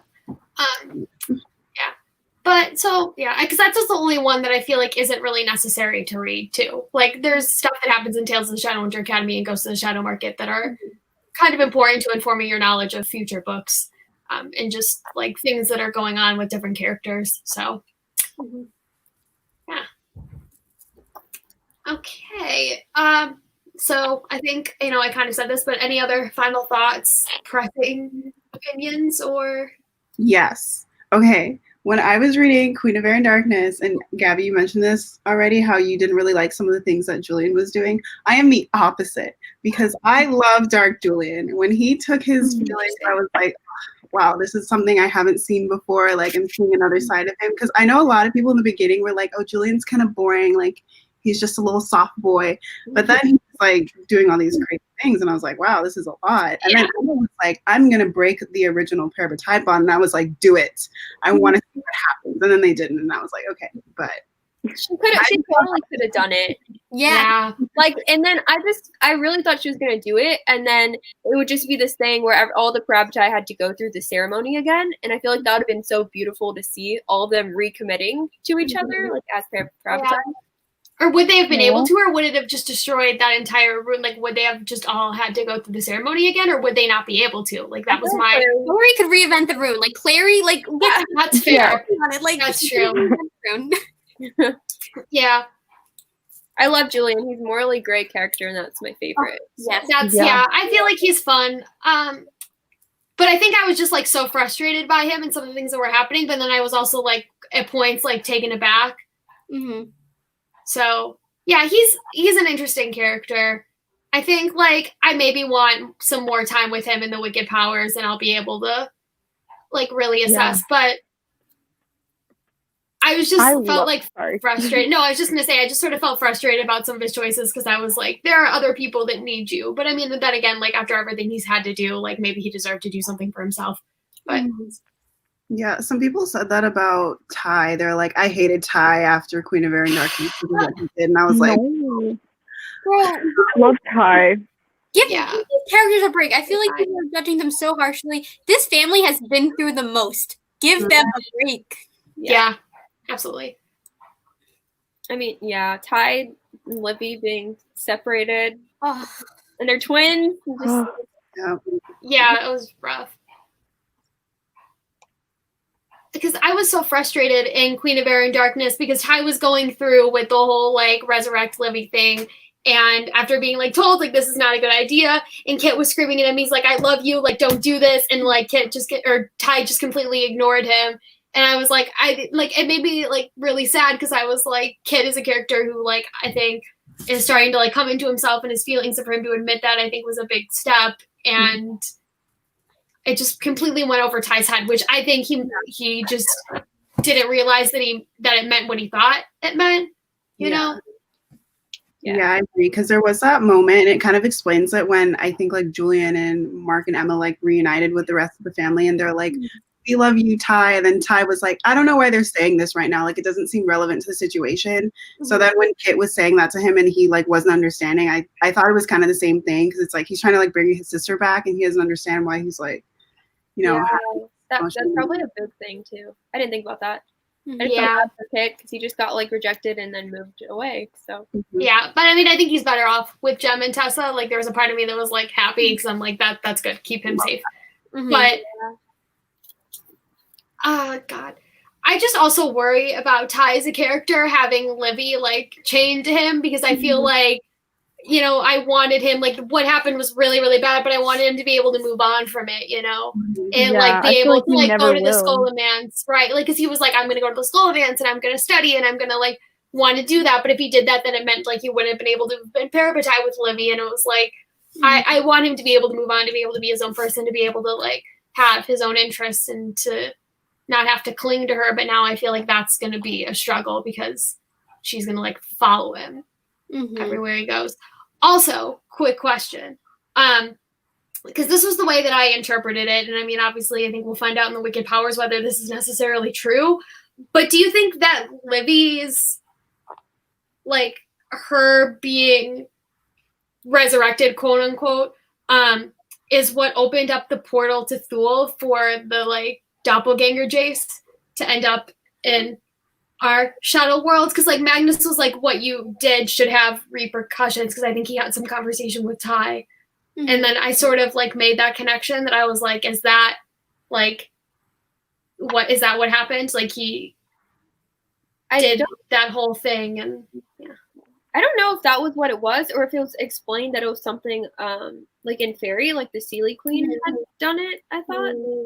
I don't Maybe. know. I could be totally wrong. I don't remember exactly. But that would be interesting. I do feel like there's still going to be repercussions in the Ring of Powers about Livy's ghost or being connected to Ty. Yeah. Because I feel like we saw a little bit of that in the novella that was in Ghost of the Shadow Market. Yeah. Cool. Oh, God. There's just... No, go ahead. Like Jesse and Lucy, do y'all think they're a thing? I think that's what it's the what the heck The family tree. There you go. That's what it's called. That's what it says. But as Cassie has told us, and as we've seen, that thing's a lie now. So I think Jesse's gonna come back somehow. Honestly, though. Oh, absolutely. My theory is like he's alive like mid book 2. That's absolutely, because I don't see him coming back in book 3. Because I think if he's gonna come back and him and Lucy are gonna end up together, we're gonna need enough time to see them together like as 2 human beings. Yeah. So. I thought it was cool because Chain of Gold, like the title, that was the locket. That was Jesse's locket, was Chain of Gold. So then Chain of Iron, I'm guessing, is the bracelet. And then what the last one is Chain of Thorns. So I don't, right? Is it Chain of Thorns? Yeah, I think it's Chain of Thorns. The only thing I can think of is like their name, like Blackthorn. That's the thing that comes to mind. Ooh, that's interesting. There was something on Twitter that I read too, that the locket that Jesse Blackthorn had, I think that was the locket Livy had. That's what it was. That she was wearing, that Ty took down from Ty took off the pier, right? Like she had it on. And he climbed up to the pier to take it off of her. So now I'm like, okay, so it's somehow, because I think looking at the extended family tree, the Blackthorn extended family tree, the kids that Lucy and Jesse apparently have, one of them, or like the children's kid, somebody somehow ties into Julian's father, and then and Julian. So they're a descendant of. So Julian is a descendant of Lucy and Jesse Blackthorn. So I'm like, weird, because then like he would kind of have like Harrendell blood too, because Lucy Harrendell, and like that whole thing just gets confusing. Like how far down they go and who's related and who's not. Like that's I don't know. And that's why I feel like the series is going to be such a game changer, because it's like if these things aren't true, then it's like what I just. But I trust Cassie, so yeah, absolutely. Well, okay. I think we covered a lot in this period of time. I know it was kind of all over the place, but I feel like it was nice to just have like a fun, casual conversation with everyone and hear all of your thoughts. So thank you all so much for joining me. This was very fun, and I'm very glad I got to talk to all of you. I appreciate it. Is there anything you guys want to plug, like social media or things that you have going on each of your channels that you want to mention to wrap up? Subscribe. Andrew reads. Subscribe. Yeah, so I have all their channels in the description too if you want to subscribe to them, which you absolutely should. I'm going to work on doing more of these live streams. All of you are, of course, welcome back. If you ever want to be on again for another episode, and sort of how I do this is I just get different creators together and we find a time and schedule that works for everyone, and then we start putting together a theme. And so if you are a creator out there that's interested in joining, message me on Twitter and I would love to have you. So I hope you all have a wonderful and safe weekend, that you're taking care of yourself during this time. I know it's long and it's stressful, but we're going to get through it. And yeah, so I think we're going to wrap it up here. So goodbye, guys, and thank you so much for watching. Bye.